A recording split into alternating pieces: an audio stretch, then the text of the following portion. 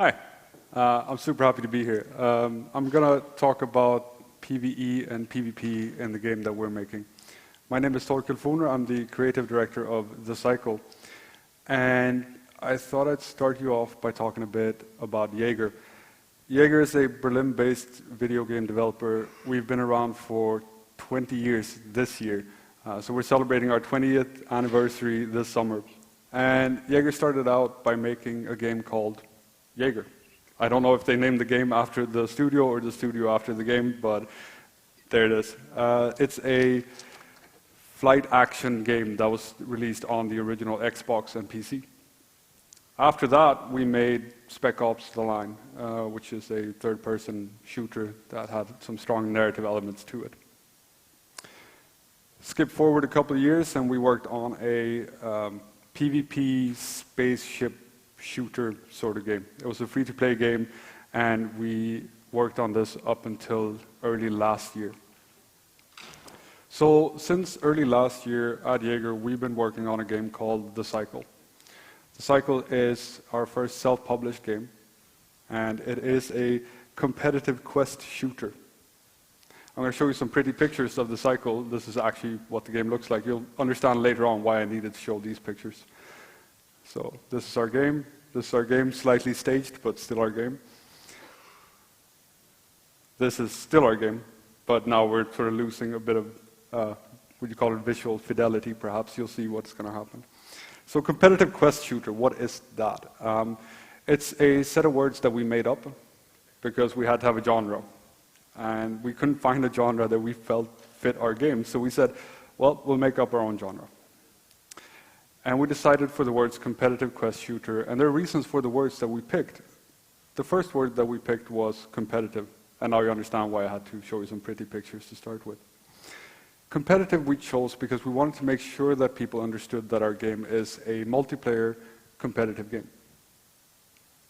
Quest we picked because we wanted players to understand that there's PvE elements to it. There are other things that you do in the game, and it's not just about the competitive aspects or the sort of PvP aspects of it. And shooter because you spend a whole lot of time shooting other stuff when you're playing our game.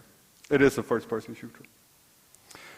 But I think perhaps more interesting, oh hang on, I forgot myself.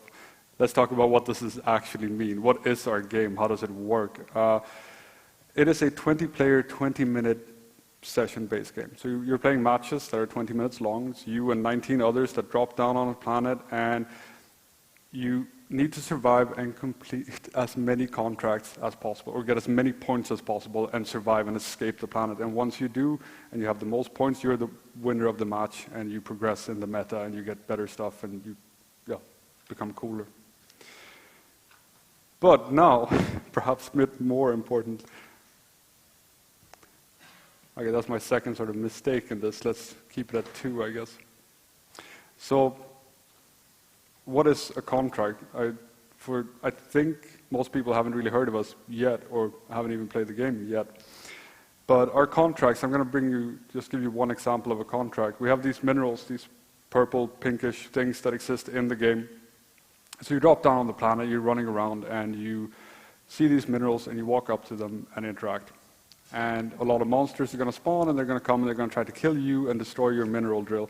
And you don't want that, because if you manage to drill the thing, you get points for your mineral contract.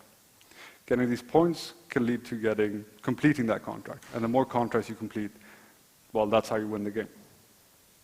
So now I think we have talked enough about the what of the game, and rather the more interesting question that we come to is, why did we want to make a competitive quest shooter? Why did we want to make a game that we had to make up these words for? Well, part of it was that we wanted to build we said this sometimes seriously and sometimes jokingly, a post-Battle Royale game. We didn't want to make a game that came out in 2019 that was a Battle Royale game. We wanted to make something that we thought would come afterwards, something where we changed what existed, something where we put our stamp and our twist on it. More importantly, I think we wanted to make a game that was full of player choice, where the choices that you make as a player and the choices that the other 19 people make as players create stories. Stories that you can tell, stories that you want to share, stories that you want people to see. And our goal is for each of these sessions to give you stories to tell. So player choice. What do we mean by that, and what kind of choices do we want to make? Well, one of the important things for us is that the choices that you make are meaningful choices. That they're choices where when you make a choice, you end up somewhere and the game has, well, essentially prepared something for you there. That there are no empty choices. There are no choices that are too easy to make, and there are no choices that lead you to a place where there's nothing of the game there. So an easy choice, for example, would be, well, if I ask you if you want $10 or $100, I think that's pretty straightforward. It's a non-choice. I guess there is a decision to be made, but there's not much of a meaningful choice to be had. And in other games, for example, you can decide to do certain things, and the opportunity to do it is there, but there's really nothing for you to do. So we want to have these meaningful choices. We want to have these choices, and we started out, or an idea or a picture that we had in our heads that we wanted to fulfill started with the meeting of the other player. So you drop down on this planet, and we want you to be able to see this other player, sort of aim your gun at him, and he aims his gun at you, and you're standing there and you don't know exactly what you're going to do.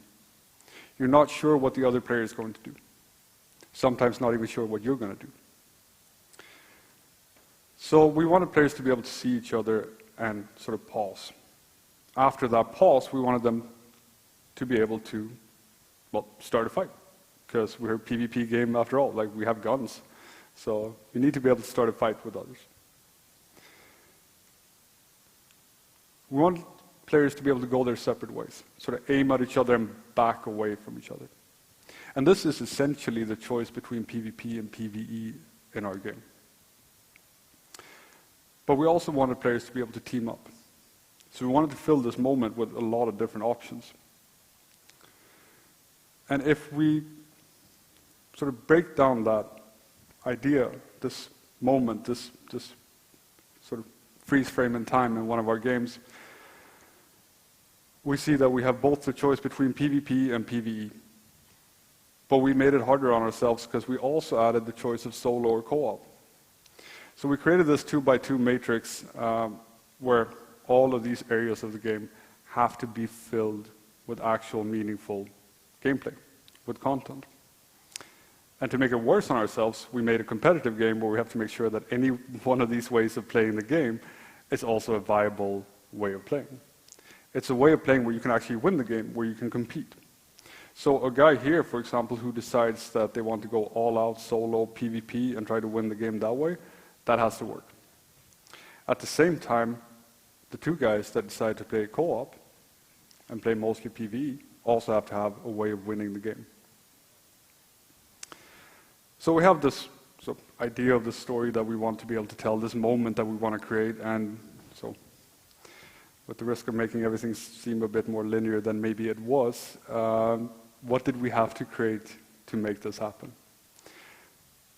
So this one's easy.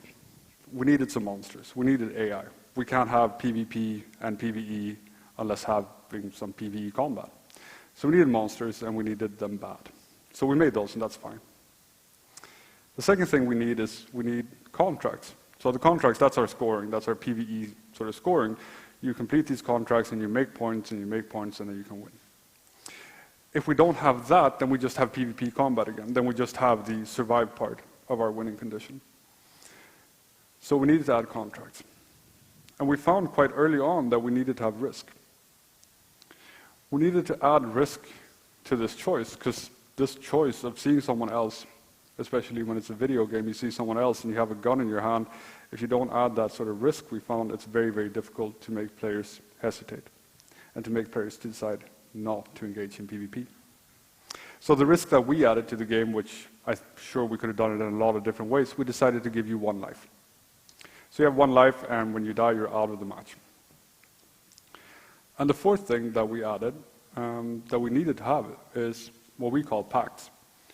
So in our game, when you see someone else, you can press T, I think it's bound to actually. You press T and you send a pact invite. As long as they're not in a pact already, you'll send them an invite to join your team.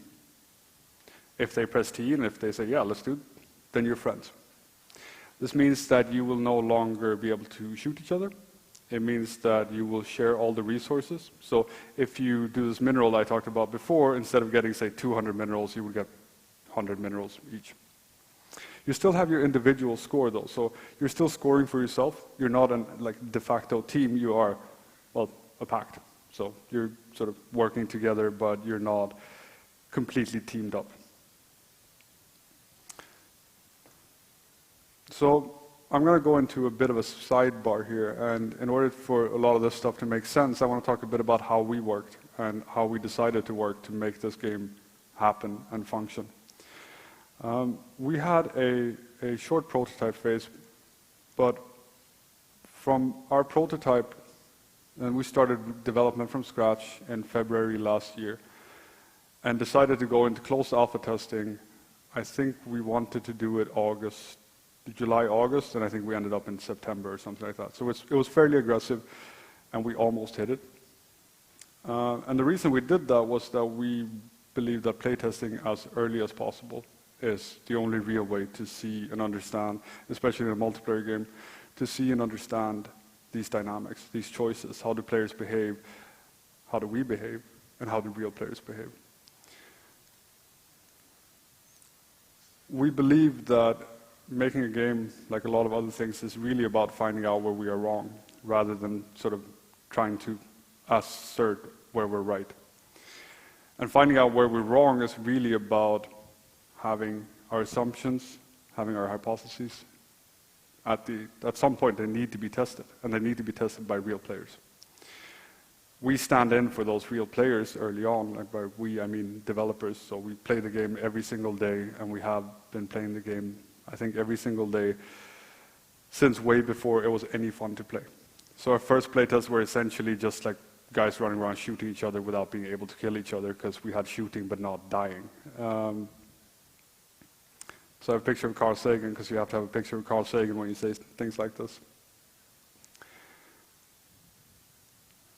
So alpha testing for us was great. We started doing it in, I think, September, August, September somewhere. And we did it about once a month or once every 6 weeks. And we would do a weekend where we would play the game with real players. And it was awesome. We found out every time how we were different from real players. Because how we play the game is actually not quite real. It's not quite real because we're not anonymous to each other. In the development team, we see each other and we know that we have one playtest that day, and if I kill someone, they're out of the game and they can't play till tomorrow. So we're kind of nice. We're also really, really mean. Like, we're way meaner than real players. We would betray each other and steal each other's stuff and be really, like, kind of assholes. Which turns out that then, of course, we were scared of players behaving like that, of players betraying each other and being a bit, well, mean to each other. It turns out that they really weren't. They were much more murderous than we were. They would kill each other at the drop of a hat, but they wouldn't betray a pact, for example, in the same way that we did. The thing is, though, we realized rather, after having done a couple of these, we realized that we had a bit of an issue. We were essentially telling players that we wanted their feedback, and we got their feedback, and it was great that we got their feedback and we got to see how they play the game, but we saw them playing a game that was old. I mean, not old in like real terms, but old in our relative terms. We were trying to be fast about this, and the build they were playing was 4 weeks old. Because it was bug fixed and it was stabilized, and we made sure everything was working and up and running the way it should be. And the feedback that we got, since we also tried to be fast and iterative in our work in the studio, it turned out more often than not that the feedback we got was old. And as luck would have it, that feedback was often pretty similar to the stuff that we felt ourselves. So we'd often read feedback from players who see them play and go like, oh yeah, we know, we've done that. We already fixed that. And we wanted to change that. So what we did was we started playing the game as is with players. Essentially our main branch, we play it. We've been doing this for about 6-7 weeks now. Every weekend we let people play in it started out as our Friday playtest, and we said, why don't we just let the community play the game with us? So we play main. Changes can be in from like the day before. Like, it's the game with warts and all, but it is the actual game, not an old version of it. So that sort of sidebar aside, if we come back to this list of things that we needed to build in order to create this choice, this moment of two people looking at each other and having these options. If we look at this, we realize that the top 3 ones are really about PvP and PvE. We also see that they really aren't that odd. They're pretty straightforward things in terms of games. They're not tremendous features. Like, they're big, they're core parts to our game. But they're not as explicit as this one. So the pact feature, on the flip side, is really explicit. If we look at this again, we see that pacts is essentially this. It's a game explicitly asking you, do you want to play together or with this guy? So what do we think pacts were? Remember I said we had some different behavior internally. We played not quite the same way that the game is played in the real world. We thought that pacts were about safety. We thought standing there and seeing someone else and making this decision, no, I want to work together with you, was a choice that you made because you wanted to be safe. We also thought that it was about resources. We thought we had like one dial that we could tune, and it was really, really easy, because if we made it more efficient, more people would pact. We made it less efficient, less people would pact. And that was our sort of core idea of pacts. So we decided to make it even more safe. Like, we wanted more pacts, and we decided that we wanted more of that safety, more reason to pick this choice. We thought pacts were sort of PvE centered. That the choice of playing PvE was one you did because it was a scary world out there. And if you want to play PvP, you sort of do it on your own, and if you play PvE, you do it together with someone. So we decided to add a down but not out feature to the game. So I'm going to call it DB&O for short for now. I'm just going to give you a quick rundown of how to die in the cycle. You get shot, you go into a sort of shield, and you die, and when you're dead, you get foamed up. So whenever you see the foamed guy, that means he's dead. So we decided to add DB&O. We did this because we wanted safety. We wanted some way for people to be able to be revived again. We only had one life, and we thought that it was great for packs that you could revive each other and get back in the fight. So we thought this was going to be dirt simple, like easy peasy. So we add it.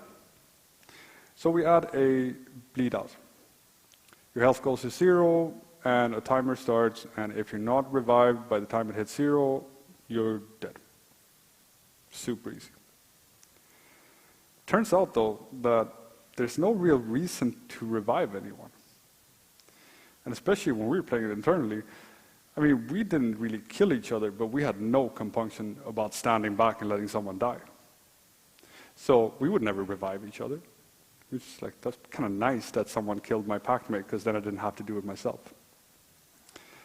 So, all right, fair enough. We're fast, we're iterative, we work quickly, we see that we were wrong in how this behaved, so we change it. And we change it quite easily. We just say, okay, timer hits 0, you're automatically revived. Still great to be in a pact, you get revived earlier, better for combat, easy. And then we add an execution by interaction. So we're sort of compounding our mistakes at this point. So interaction meant that you go up and do like a blibbity bloop thing on your arm, and then the guy would die and some bar pops up. And it felt really bad. Like, it was, we had taken something that is generally fun in video games, killing other players. And we made it feel bad for the guy getting killed and for the guy doing the killing. So that was, I mean, I swear to you guys, we also have done things well and correctly. I'm just talking about our mistakes today. So we did this, and we realized really quickly this is not good. So we take it out. We go to iteration 3. Iteration 3 is better. We execute by shooting. Everything's fine. I mean, it still feels bad for the guy getting shot. Like, you feel really helpless. At this point, we had added that you can sort of walk around, but it felt really, it wasn't good. And now we're kind of stumped. We don't know what to do exactly. We we are thinking about taking this thing out of the game. Something that we thought was going to be very, very easy, straightforward thing to add, something we'd added to other games that wasn't difficult, really messed with our game. It wasn't working. And we were at the brink of removing this from the game, and who knows, maybe we actually should have at that point, but we're sitting in a meeting, and someone comes up with the idea, and it's an idea that is it's not a good idea. It's not a good idea because it adds another interaction, it adds more complexity, adds another timer, and it makes it all like even more sort of muddled up and cluttered, and we decided to do it anyway, because we also had a really good feeling about it. So now the dude can press a button and he teleports away. And it's way better. Like honestly, it just works way better. And we're sort of high-fiving, we're patting ourselves on the back, we added something to the game that we shouldn't have added to the game, but it worked out. We felt like we had this under control. And we were quite happy about how much control we had it under. For a while. It turns out though, that we had added respawns. Unintentionally, we had added respawns to our game, and if we look at this again, what I said before was we needed risk. So we needed this risk in order to make this choice of PvP or PvE, solo or co-op, an interesting choice. A meaningful choice where people would actually stop and pause. So all of a sudden, we're playing internally, and there are no more pacts anymore. And we started going like, what happened to pacts? And we look back in time and we go, yeah, that thing. So we wanted to strengthen this part. And we ended up strengthening this part. But that was actually dirt easy. We just did this. And all of a sudden, it works way better. So now you have one teleport, and we have a bit of a confusing system, but it's a good system. It works really, really well. There's still things we might want to do to it, things we might want to change, but essentially we created a system where there's a bit more safety, there's a punishment for the guy who dies, there's sort of an extra chance, it's not the end of the world if you get downed in PvP combat, and we ended up somewhere that actually works quite well for us. And this realization that PAX was actually about more than what we thought because of how we played it, made us also realize that it was a lot about PvP. Again, we thought this. We thought sort of contracts and the resource sharing, but we didn't think about this part. Because we thought about this part a lot. We thought a lot about 1 versus 1 combat. We talked a lot about time to kill and how long should time to kill be, how should it work, but we didn't talk enough about this. So, essentially, in a relatively normal game, like I would contend that a high time to kill, this is our skilled guy, he has the arrow, so he's better at shooting.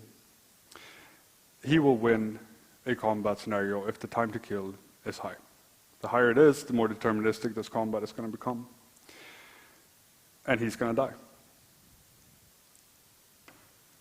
We add this guy to the mix, and all of a sudden that sort of flip-flops. All of a sudden the long time to kill is actually better for the guys that are together, even though they are still the less skilled shooters. And he will die. And in this scenario, and remember now that we're saying that all of these people have made legitimate choices. Like the 2 guys over there, they said, I want to play co-op PvP, and the guy over on, well, I guess that side, decided to play PvP solo. So we had thought this. We thought that pacts were about being scared of the monsters. It turned out pacts turned out to be this. So they turned out to be essentially bullies. And they would roam our planet and they would kill guys. And they would mostly kill the guys who had decided to play PvE. So if you had guys who played solo PvE, which we also say is a legit choice in this sort of spectrum, those guys got murdered. And they got murdered by these guys. So what to do? Well, we realized we had to tune this. We realized we had to tune it differently. So we did. We added damage modifiers. Damage taken and received, and we tuned them a bit differently for different scenarios, and that worked awesome. It was actually interesting to see how well it worked to just tune damage numbers and not tell anyone about it at all. The dynamics switched, and they switched quite quickly. But they also added complications. So the complications were essentially question marks. So there were question marks from players who felt a bit odd about their gun doing one thing in one scenario and something else in a different scenario, but also question marks internally from design. We already have a lot of different modifiers, different situations. You can level up your guns, and you buy different guns of different tiers in the match, that is. And it made it all it made it more confusing than it had to be. So we decided to remove them. And all of a sudden, we removed them, and everything went back to the way it was. So pacts all of a sudden, once again, became sort of bullies, and they went around, they murdered people. So we realized that this choice that we made was actually a good choice. It was a good choice for us to make sure that the combat situation when you're 2 versus 1 is not the same as the combat situation when you're, 1 versus 1. And in our game we have, like many games, you have a health bar and then you have a shield bar. Well, shield and then a health bar, rather. So we decided instead to remove the shield when you're in a pact. And all of a sudden we've taken these values that were before hidden and sort of not shown, and we made it very explicit. Perhaps not as explicit as it should be, because we, just did this, and we haven't gotten to the point of really explaining it to players. And this works much better. We still have real issues with the fact that we allow 2 versus 1 in our sessions. We have issues, and we hear it from players, and we hear it internally. But again, we want to create these moments. And there's something strong about pacting. There's something strong about being able to team up with others, especially for sort of how we saw it, this idea of being able to team up for safety and for PvE. So why did I talk about these 2 things, and what do I kind of want to say about these 2 things? Well, I want to say essentially that these are 2 examples of features where we iterated a lot, we iterated quickly, and we made mistakes. But that's a good thing, because we want to find out where we're wrong. And we did that. And we did that early, and we changed our minds, and we reacted accordingly. And we actually ended up somewhere that was better. We ended up somewhere that was better than where we would have ended up, I think, if we would have had the audacity to say, we understand the complexity of these systems. We understand exactly how players are going to behave, what's going to happen, and what the dynamics are like. At the end of the day, we want to make sure that all of these are viable and interesting and present meaningful choices to players. We believe that by doing this, and by working quickly and iteratively, but also together with players to really see how the game plays, how do people make these choices, what are they doing, that if we do that, we will be able to create this moment and more. And that these moments create actual, real stories. So when I practice this talk, it takes longer than it does when I stand in front of you. That concludes my little talk. Thanks so much for listening. I'm very, very happy to have been here. And also, if you want to play our game, you should join us. If you want to work on our game, you should also join us. So we're hiring at Jaeger, and we want you guys to play our game and give feedback as well. So that's me. Thank you very much.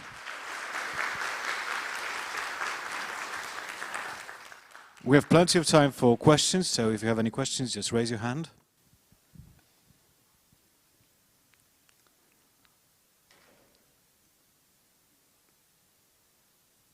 Okay.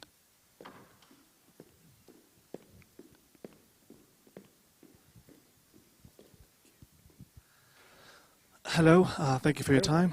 Thank you. So you seem to have a good connection with regards to those who are testing it. Have you heard from any of them who are looking for a purely PvP game and a purely PvE game for them to be separate? Yeah, we've had players, especially people who go like, you guys should just make a PvE only version of the game. I personally think that a lot of how we built both the PvE aspects and the PvP aspects of the game sort of require them to both be there. There are a lot of PvE parts of our game that become really interesting when you know that there are players around, and there are players around that might want to do you harm. So we have heard people talk about, like, why aren't you just doing PvE, or why are you not just doing PvP? But I think for now we're sort of, we think that how we built it sort of requires them both to exist at the same time. Does that answer your question? Yes, thank you. Awesome, thank you. Do we have more questions?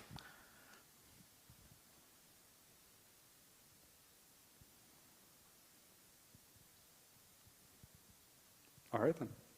Thank you very much. Thank you very much.